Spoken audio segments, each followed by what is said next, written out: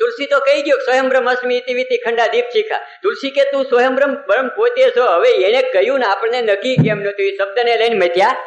એને તો કહ્યું એમાં ના નહીં, ખોટી વંદન છે એને કહીને એને એ ભૂમિકા ઉપર જઈને કહ્યું, એ ભૂમિકા ઉપર ઉભો રહીને જઈને કહ્યું કે આ તું પોતે છો.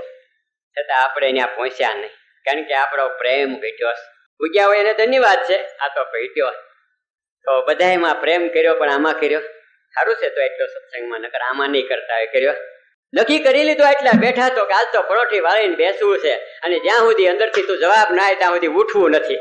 બૈરાઓ એમ વિચાર કરે કે આજ તો 10 માણાનું રહોડું કરવું, લોટનો પીંડો બાંધી બે ઘડાઈ રહેતી ઉઠે છે. જો એ વસ્તુ કમ્પ્લીટ થઈ જતી હોય તો આ અનુભવ મારો છે થઈ જાય. તો કોઈ પણ અખતરો કરી દો કે આ વસ્તુ ન બને ત્યાં સુધી નથી કરવું. અનુભવ પર બેસો એટલે અંદરથી અવાજ આવે છે, અને અંદરનો અવાજ આવે એ પ્રમાણે ચાલજો.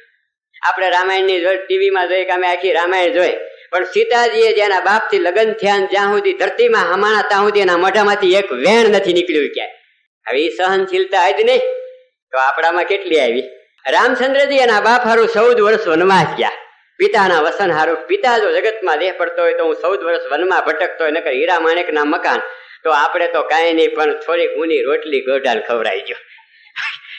મને આની ફરિયાદ 95% ગામડે ગામડે છે. મારે સત્સંગ બહુ નથી કરવો, કારણ કે મને 90 થી 95% આની ફરિયાદ આવી. ગઢા મા બાપ એમ કે કાલ દાદા બીજું તો કાંઈ નહીં, અમારે સત્સંગ થાય, ભગવાન મળવો હોય તો મળે, પણ એક અમને સુખેથી આ પાછલી જિંદગીમાં રોટલો મળે તે બસ.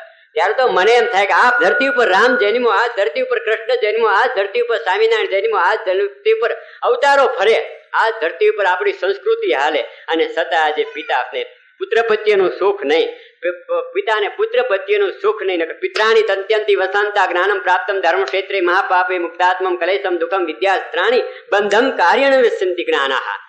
એક જ સ્વરમાંથી જે પુત્રનું ઉત્પન્ન થાય, એક જ પાણીના પરસેવાના બિંદુથી થાય, અને છતાં ઘાટ જુદા પડી જાય. આ ક્યાંનો ન્યાય?